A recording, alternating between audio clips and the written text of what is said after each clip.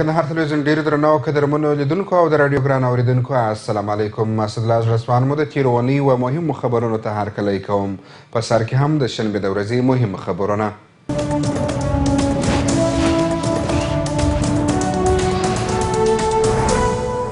تېره شنبه خبر ورکول سو چې په تېرو 15 ورځو کې 20 تنه د ترهګرو ډلو غړي او یو د داعش قومندان نیول سوي دي. کندهار والي وایي د تېرې شنبې په ورځ که څه هم د سولې په مشورتي لویه جرګه کې جمهور رئیس مشروط اوربند اعلان کړ او پر طالبانو یې غږ وکړ چې د روژې په مبارکه میاشت کې اوربند وکړي، خو لا هم ترهګرې ډلې د پردیو استخباراتو په لمسون خپل ترهګریز فعالیتونه کوي چې د دوی د مخنیوي په موخه د ملي امنیت زړورو سرتېرو په کندهار کې د تېرو 15 ورځو پر مهال 20 تنه ترهګر نیولي دي. د شنبې په ورځ کندهار والي حیات الله حیات رسنیو ته د هغو 20 تنو ترهګرو په اړه معلومات ورکړل چې د ملي امنیت ریاست د تېرو 15 ورځو عملیاتو پر مهال نیولي وه. کندهار والي وویل په یادو 20 تنو ترهګرو کې یې یوې ډلې په ښار کې قومي مخور، علما او نور مهم کسان د چرکي حملو پر مهال شهیدانول او په خبره یې دوهمه ډله مسلح طالبان دي چې په ولسوالیو کې د جنګ پر مهال امنیتي سرتېرو نیولي دي. کندهار والي زیاته کړه په یادو 20 تنو ترهګرو کې درېیمه ډله د نورو ولایتونو د تروریستي شبکو مسؤلین دي او دلته کندهار کې د خپلو ترهګریزو لیکو لپاره جلب و جذب کاوه چې پکښې د عبدالسلام په نامه د داعش قومندان هم شامل دی چې په کونړ ولایت کې د 100 تنو داعش جنګیالیو مشري کوله. د دوی څخه 15 میله کلاشینکوپونه، 3 میله توپنکچې او 3 ارادې موټرسایکلونه هم ترلاسه شوي دي. کندهار والي حیات الله حیات یو ځل بیا پر وسلوالو مخالفینو غږ وکړ چې د دولت غیږ د طالبانو پر مخ د سولې لپاره خلاصه ده او ویل چې د مشورتي لویې جرګې د غوښتنې سره سم جمهور رئیس محمد اشرف غني یو ځل بیا مشروط اوربند اعلان کړ او پر طالبانو غږ کوو چې د خلکو غوښتنه ومني او اوربند وکړي. ښاغلي حیات وویل د افغانستان جګړه هیڅ اسلامي صبغه نه لري ځکه په هیواد کې 3000 علماو، د کعبې شریف امام او په اندونیزیا کې علماو دغه جګړه ناروا وبلل او دا یې ورور وژنه یاده کړه، خو لا هم ترهګرې ډلې د پردیو استخباراتو په لمسون خپل ترهګریز فعالیتونه کوي او زموږ ځوانان قرباني کوي. په نیول سوو ترهګرو کې د داعش قومندان عبدالسلام او یو بل تن په خپلو جرمونو داسې اعتراف کوي. د ملي امنیت ریاست مسؤلین کندهاري ولسونو ته ډاډ ورکوي چې د دښمن د هر ډول تخریبي او ترهګریزو اعمالو د مخنیوي لپاره پوره هڅې کوي او د یادې 20 کسیزې ډلې څخه مخکې هم نه 50 تنه ترهګر د بېلابېلو جرمونو په تور نیولي وه او هغوی هم په خپلو جرمونو اعتراف کړی و چې د یاد ریاست له لوري ورسره د قانون او حقوق بشر مطابق عمل کیږي.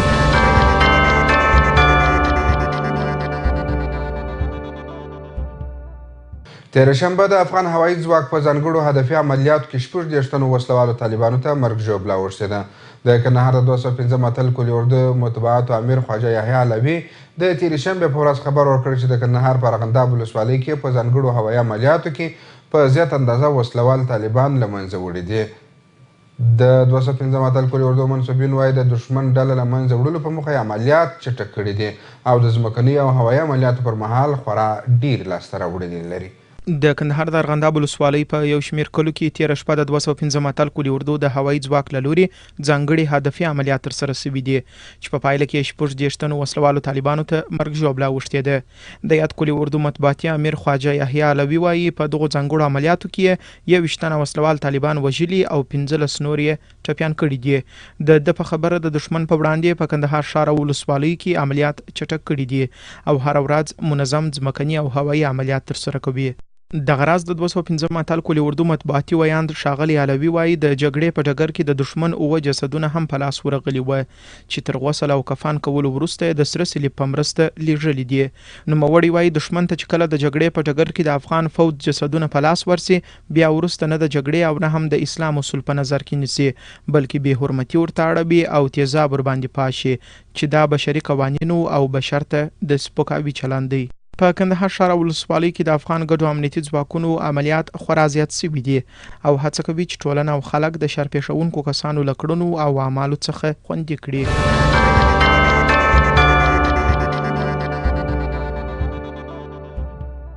اوس هم د یکشنبې د ورځې مهم خبرونه.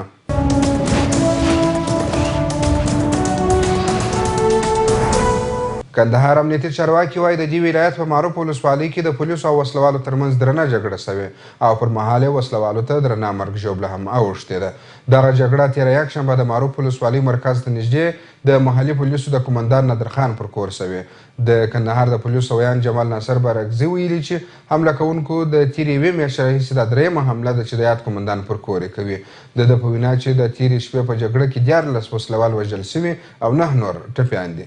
هغه زیاته کړه چې د دوی د استخباراتي معلوماتو پر بنسټ وسلوالو د وژل سوو جسدونه او ټپیان تر ډیورنډ پر ذکر شي هاخوا اړولي.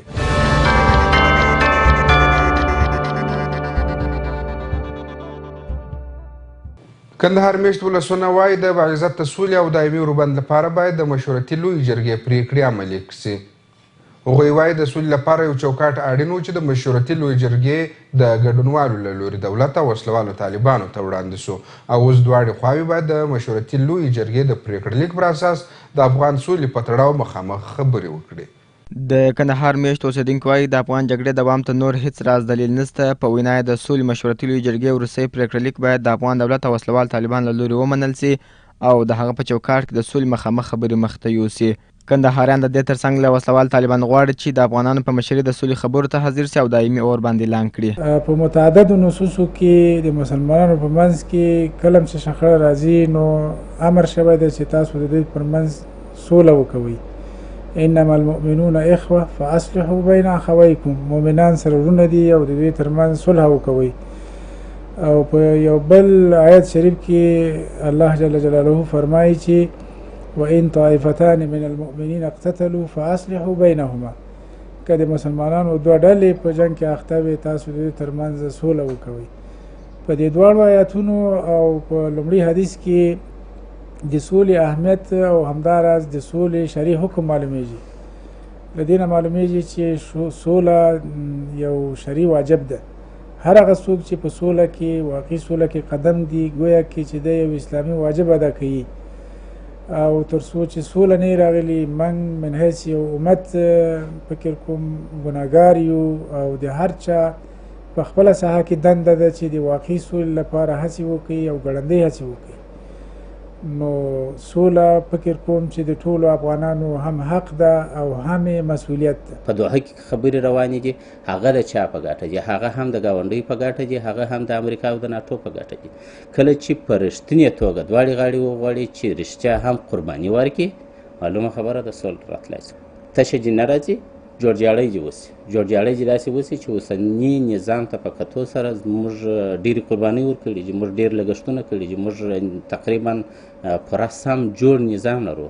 نظام ته په کتو سره باید داسې جوړجاړی وسي چې هم طالبان را په خلاصې راسي کښېنول سي، هغوی ته واک ورکول سي او هم افغان حکومت ته تاوان ونه رسېږي، ضربه ونه رسېږي. او په دا وروستیو کې د نورو عملیاتو اعلانونه هم وسلوال طالبان هم کړي دي او حکومت هم کړي دي.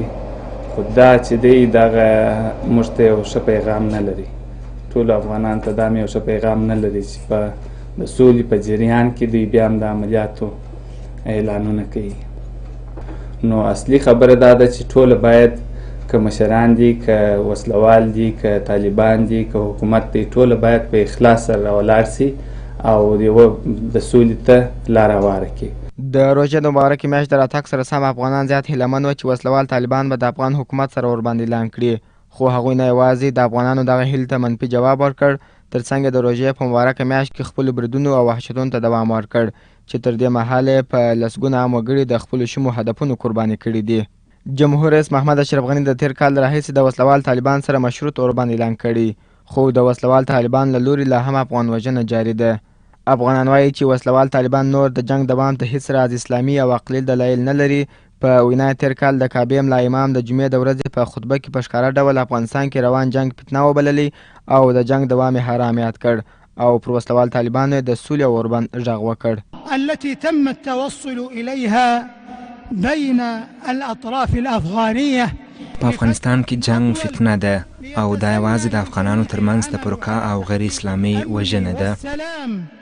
لأبناء الشعب الكرام، فالشعب الأفغاني الشقيق والإصلاح بين الإخوة. قال تعالى ای افغانانو ورونو سوله خیر ده او یو پر بل باندې رحم وکړئ. الله جل جلاله په قرآن کریم کې فرمایلی دی چې مسلمانان سره ورونه دي او د دوی په منځ کې سوله وکړئ. ای افغانانو ورونو د الله جل جلاله څخه وبېرېږئ، سوله وکړئ او تقوا اختیار کړئ. وروسته له هغه چې په اندونیزیا کې د افغانستان، پاکستان او اندونیزیا دیني عالمانو د یوې لویې ګډې غونډې پر مهال په یوه خوله په افغانستان کې روانه جګړه ناروا وبلل، له وسلوال ترهګرو څخه په افغانستان کې د جنګ د دوام جواز واخیستل سو. ورپسې بیا په کابل کې 2500 دیني عالمانو په یوه لویه غونډه کې د فتوا په صادرولو سره افغانستان کې جګړه، ځانمرګ بریدونه او وحشت ناروا وبللې، چې دغه فتوا لا پسې په افغانستان کې د طالبانو جګړه تر پوښتنې لاندې راوستل او اوس د جګړې دوام ته هیڅ راز اسلامي او عقلي دلایل نه لري.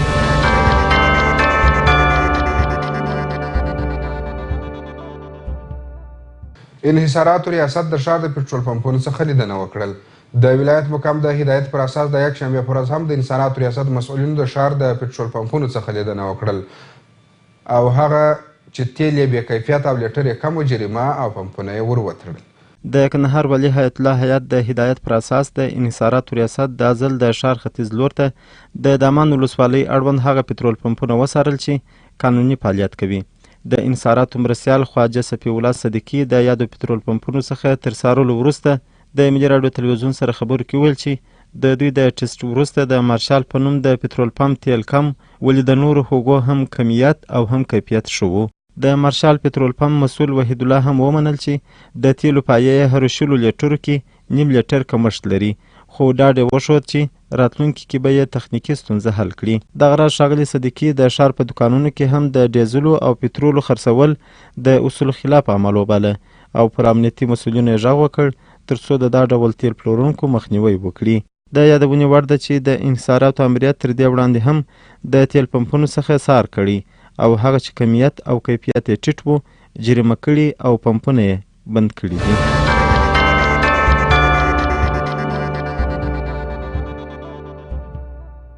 اوس هم د دوشنبې د ورځې مهم خبرونه.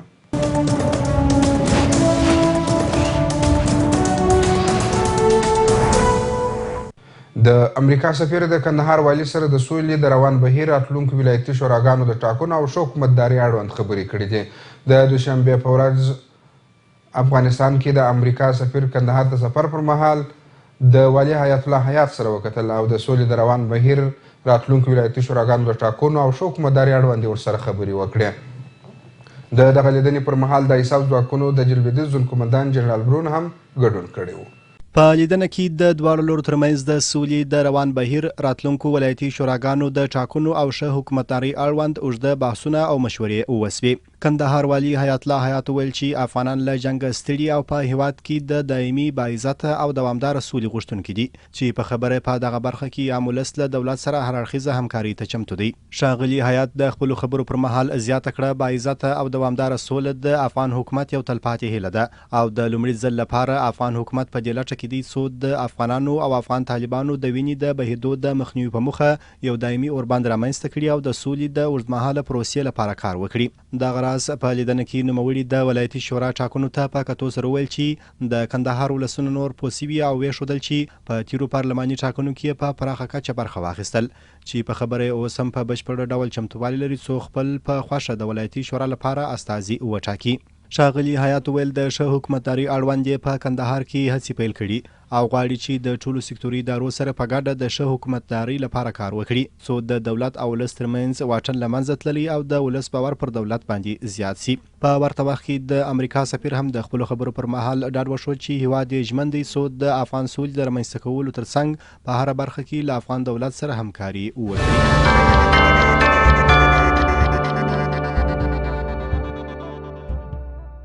په تختپل ولسوالۍ کې د یو باب روغتیايي مرکز د جوړېدو د بنسټ ډبره کېښول شول. دغه روغتیايي مرکز د تختپل ولسوالۍ د عبدالعزو په کلي کې د ښار کور جوړولو او اراضي وزارت په مالي تمویل جوړیږي چې کار به یې د یو کال په جریان کې پای ته ورسیږي. د یاد روغتیايي مرکز د جوړېدو د بنسټ ډبره د مرستیال والي عبدالحنان منیب او اړوندو دولتي رئیسانو له لوري کېښول شول.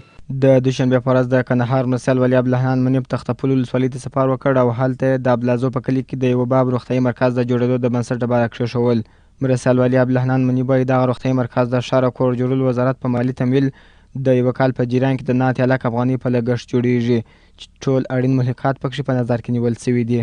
ښاغلي منیبوایي ولایتي اداره کوښښ کوي چې لرې پرتو ولسوالۍ ته لازمي روغتیایي خدمات ورسوي او روغتیا ته د خلکو لاسرسی ممکن کړي. د کندهار عامې روغتیا رئیس ډاکټر عبدالکریم پخلا وایي دغه کلینیک به د نورو روغتیایي اسانتیاوو ترڅنګ د مور او ماشوم د مړینې په راکمولو کې ځانګړې مرسته وکړي. هغه ډاډ وړاندې کوي چې د تعمیر د جوړېدو سره سم به روغتیایي پرسونل هم ورته آماده کړي. د تختپل ولسوال شاولي خان او د دې ولسوالۍ اوسېدونکي د یاد روغتیایي مرکز په جوړېدو خوښ دي او وایي چې د روغتیا په برخه کې به ډېرې ستونزې حل سي او د مړینې کچه به راکمه سي.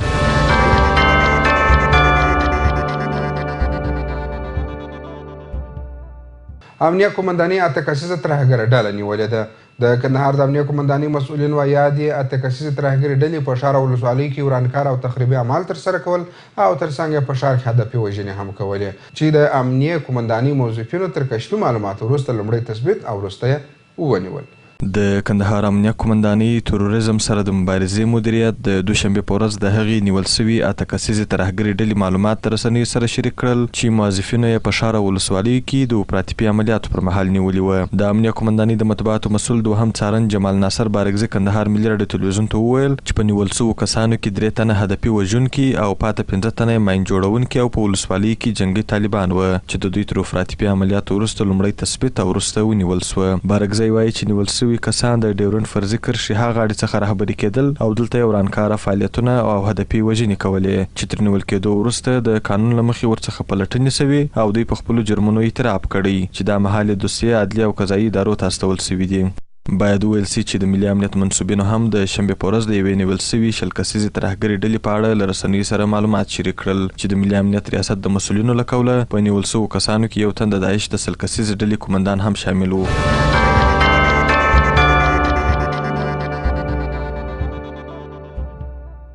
اوس هم د سه شنبې د ورځې مهم خبرونه.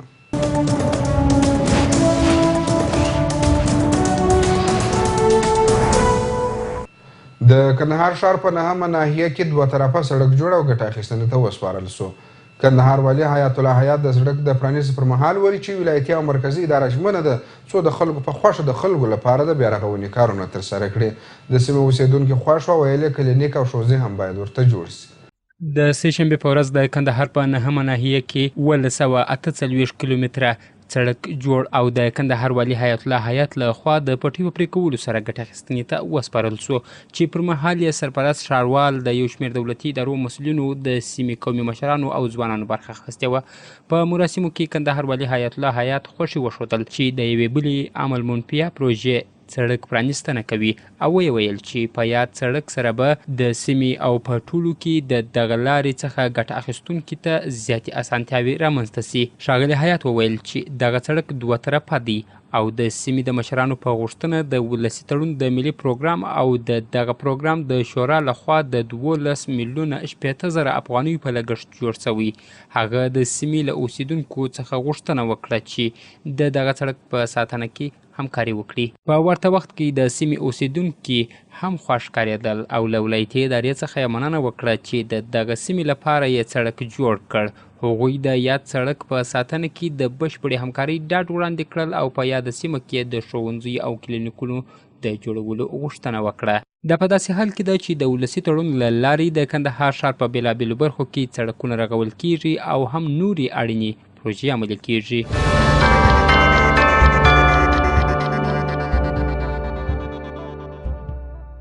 په سویل کې د ملي اردو په عملیاتو کې 86 وسلوالو طالبانو ته مرګ ژوبله اوښتې ده. د 215 اتل کلي اردو مطبوعاتي دفتر په خبره کړې خبرپاڼه کې خبر ورکړی چې افغان کمانډو ځواکونو د کندهار د میوند ولسوالۍ د ورنګ مانده په سیمه کې د وسلوالو طالبانو پر مرکزونو بریدونه کړي چې په تراڅ کې 11 وسلوال طالبان وژل سوي او 3 نور ټپیان دي. په دغه عملیاتو کې د وسلوالو طالبانو 2 پټنځایونه مهمات او وسلې هم له منځه وړل سوي دي. د دې ترڅنګ د 215 اتل کلي اردو د 4مې پلي لوا قومندانۍ ځواکونو د روزګان ولایت د چوري ولسوالۍ اړوند سیمه کې عملیات کړي چې په پایله کې 26 تنه وسلوال طالبان وژل سوي او 30 تنه نور ټپیان.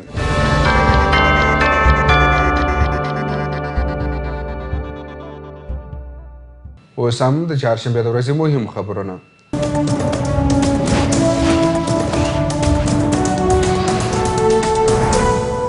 ولسونه دې د بندو ښوونځیو په بیرته خلاصولو کې مرسته وکړي. کندهار والي حیات الله حیات وایي لا هم په کندهار کې 110 غیر فعال ښوونځي موجود دي چې له کبله زیات اندازه کوچنیان د زده کړو څخه محروم پاتې دي.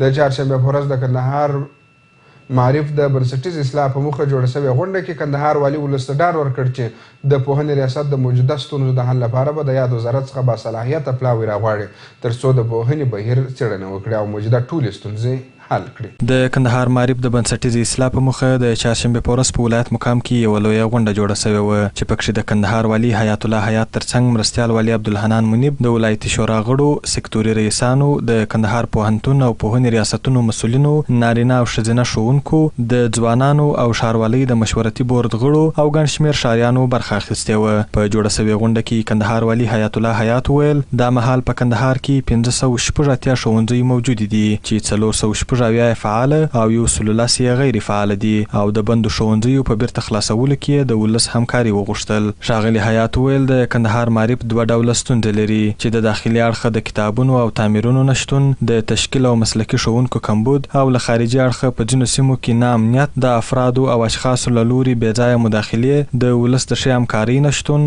غربت او د علم د ګټو اړوند د خلکو عدم پوهاوی دی. کندهار والي وویل زموږ پر زده کوونکو د نورې نړۍ په پرتله 2 چنده مصرف کیږي خو لا هم د زده کړو کیفیت کمزوری دی او د نورو ولایتونو په پرتله مو 50% د زده کوونکو تعداد کم دی. هغه راغلو ګډونوالو ته وویل چې د ګډونوالو څخه بلس ګروپونه جوړیږي او دغه ګروپونه به د پوهنې بهیر په وړاندې پرتې ستونزې او حل لارې وړاندې کوي چې د ولایتي ادارې اساسي کړنلاره به د وړاندې سوو حل لارو عملي کول وي.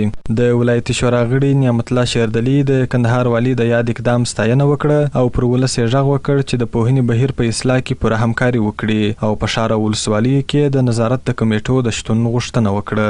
د کندهار پوهنتون رئیس ډاکټر حضرت میر توتاخیل وویل که څه هم په وروستیو کلونو کې د پوهنې کمیت لوړ سوی خو د زده کړې پر کیفیت کار نه دی سوی او همدا علت دی چې په کانکور کې زده کوونکي خپل د خوښو پوهنځیو ته لار نسي پیدا کولی او لوړې نمرې نسي وړلی.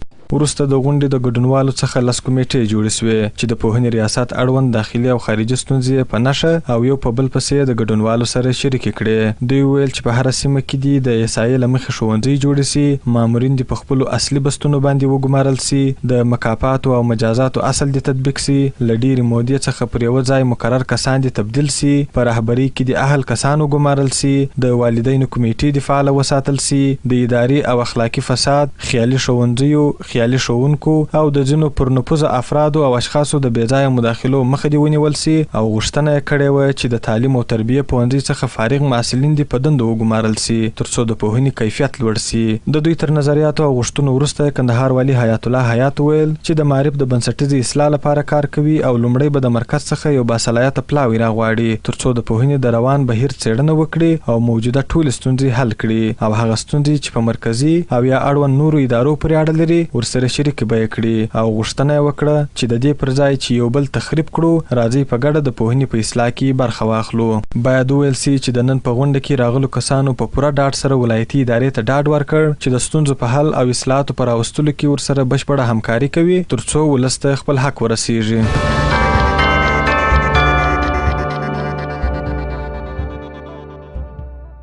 اوس هم د پنجشنبې د ورځې مهم خبرونه.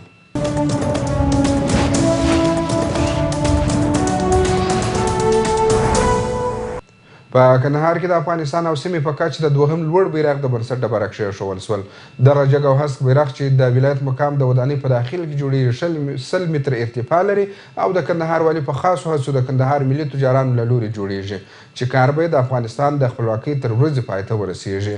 د دغه بیرغ د جوړېدو د بنسټ ډبره د پنجشنبې په ورځ د یو لړ ځانګړو مراسمو په ترڅ کې د کندهار والي، ولایتي شورا د رئیس او د یو شمېر نورو مسؤلینو له لوري کېښول شول. د پنجشنبې په ورځ د کندهار ولایت مقام په تاریخي ودانۍ کې د افغانستان او سیمې په کچه د دوهم لوړ بیرغ د بنسټ ډبره د کندهار والي حیات الله حیات، د ولایتي شورا د رئیس حاجي سیجان خاکریزوال، د کندهار سوداګرۍ خوند مشر حاجي نصر الله ظهیر او یو شمېر نور مسؤلین له لوري کېښول شوه.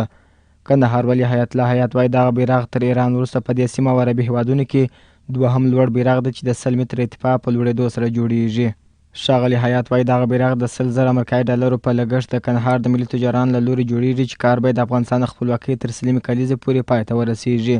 هغه وایي د دې بیرغ د جوړېدو لپاره ځکه د ولایت مقام ودانۍ وټاکل چې دا خپل یو تاریخي ارزښت لري او د راتلونکو کلونو په ترڅ کې به رسما د ولایت مقام ودانۍ له دې ځایه خپل نوي ځای ته انتقال کوي او دغه ځای به د تاریخي ابدیې په توګه د سیلانیانو پر مخ پرانیزي.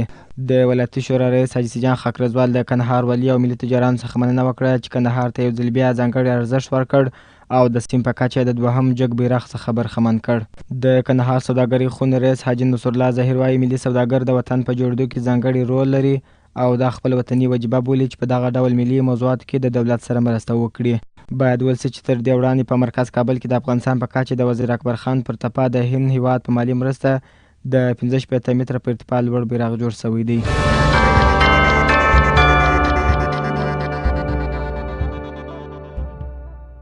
د ډیورنډ پر ذکر شته څیرمه د طلا کان د کیندونو په اړه څېړنه کوو.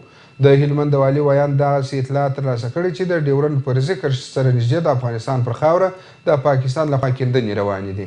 دی وایي په دې اړه امنیتي پلاوي ټاکلی تر څو کره معلومات راټول او تر هغه وروسته د مخنیوي لپاره اقدام وکړي. په دې وروستیو کې د ډیورنډ کرښې سره نږدې سیمو اوسیدونکو له قوله ویل سوي دي چې د پاکستان لخوا د افغانستان خاورې ته د طلا د کانونو د کیندلو لپاره یو تونل جوړ شوی دی.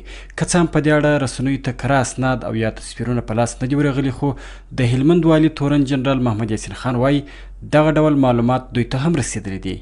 د 19 کاله پخوا هم د ډیورنډ کرښې سره نږدې رباط سیمه کې پاکستانیانو له چینایي کمپنۍ سره د کانونو د کیندلو په تړاو قرارداد کړی و چې دغه قرارداد په هماغه وخت کې د افغانستان د حکومت لخوا وځنډول سو. خو د ده په قول دا چې بیا په همدې سیمه کې کیندنې پیل سوي که نه، هغه له ځایي مشرانو او مخورو سره تماسونه نیولي دي او له هغوی سره په دې اړه خبرې کړي چې لا تر اوسه کره سوي نه دي. د هلمند والي وایي د طالبانو په خوښه د دغه ولایت د ډبرې کانونه پر پاکستانیانو او قاچاقبرو پلورل سوي دي، ځکه هغه سیمه کې دولت واکمني نه لري. خو د ده په وینا یو امنیتي پلاوي ته یې دنده ورکړې تر څو هلته د نوو کیندونو په تړاو کره معلومات راټول کړي تر څو دوی یې د مخنیوي لپاره اقدام وکړي. د هلمند والي وایي د دې کانونو د خوندیتوب لپاره یې ولسمشر ته 3 طرحې وړاندې کړي او که یوه له دې طرحو سره ومنل سوه، دوی کولی سي چې په خانشین او دېش ولسوالیو کې د ډبرو او طلاو کانونه وساتي.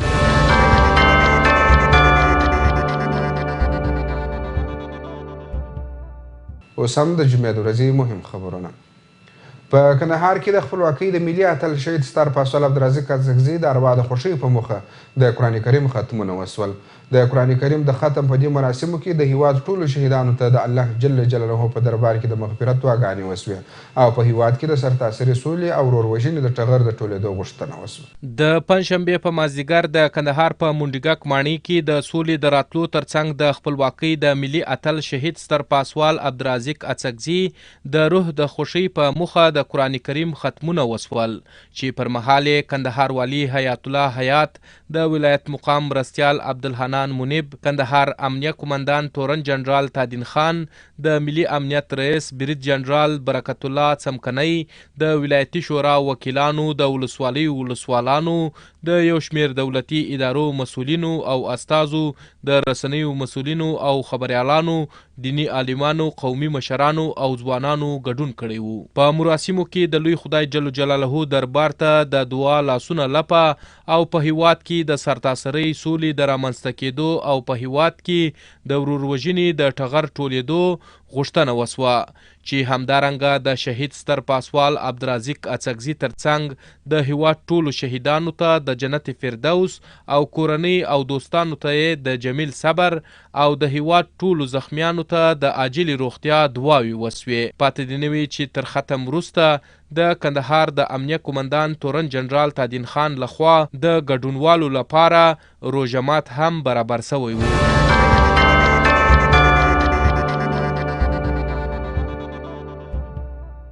د کندهار ولایت مقام مرستیال وایي ولایتي اداره او امنیتي ارګانونه ژمن دي چې د خبریالانو خوندیتوب د پوره پاملرنه وکړي. دغه څرګندونې د پنجشنبې په ماښام د ولایت مقام مرستیال عبدالحنان منیب د خبریالانو د خوندیتوب په غونډه کې کړي دي، چې پر مهال یې د کندهار امنیه قومندان مل پاسوال تاجل خان، د ملي امنیت رئیس برید جنرال برکت الله څمکنی، کندهار کې د یو شمېر محلي او نړیوالو رسنیو مسؤلینو او استازو او یو شمېر خبریالانو ګډون کړی و. په غونډه کې لومړی د خبریالانو څخه د ملاتړ او دفاع ولایتي مسؤلینو، د کندهار پریس کلب مشر او د یو شمېر رسنیو مسؤلینو او استازو خبرې وکړې او د ولایت مقام د مرستیال څخه یې مننه وکړه چې د نی صحوي دفتر د مسؤل چې څه موده وړاندې تر تهدید لاندې و، موضوع یې په دقیق ډول وڅېړل او له خپله اړخه یې ورسره بشپړه همکاري وکړه. د هغوی په خبره چې د امنیتي پیښو پر مهال خبریالانو ته د معلوماتو د لاسرسي په برخه کې اسانتیاوې رامنځته سوي او په یاده برخه کې د ولایت مقام او امنیتي ارګانونو د ویاندویانو ترمنځ د پیښو پر وخت د لا همغږۍ غوښتنه وکړه. نوموړو د کندهار امنیه قومندان څخه هم مننه وکړه چې د دوو شهید سوو خبریالانو شهید ارغن او شهید محمد سلیم رحیم له کورنیو سره یې د بیان د ازادۍ په ورځ نغدي مرستې هم وکړې. هغوی د کندهار له امنیه قومندان څخه غوښتنه وکړه چې ټولو خبریالانو ته پر وخت معلومات ورکړي څو په دغه برخه کې د خبریالانو ستونزې حل سوي وي. په غونډه کې د ولایت مقام مرستیال وویل چې ولایتي اداره او امنیتي ارګانونه ژمن دي چې د خبریالانو خوندیتوب ته ځانګړې پاملرنه وکړي او په هره برخه کې ورسره همکاره پاته سي. ښاغلي منیب زیاته کړه هغه ستونزې چې خبریالان په کاري ساحه کې ورسره مخ دي د حل په برخه کې به یې له هرې ممکنې لارې ګټه اخلي او د هغوی لپاره به د مسون چاپریال د رامنځته کولو زمینه برابروي. دغه راز د کندهار امنیه قومندان تورن جنرال تادین خان هم له خپلو خبرو پر مهال د رسنیو مسؤلینو او خبریالانو ته له خپله اړخه د پوره همکارۍ ډاډ ورکړ چې په هره برخه کې به ورسره بشپړه همکاري کوي او له خبریالانو څخه یې غوښتنه وکړه چې د هیواد ملي ګټو ته هر وخت ژمن پاته سي او د سرعت پر ځای د دقت څخه کار واخلي. هغه دغه راز د هغه کسانو په وړاندې د خبریالانو ملاتړ اعلان کړ چې د خبریالانو سره ناسم چلند کوي.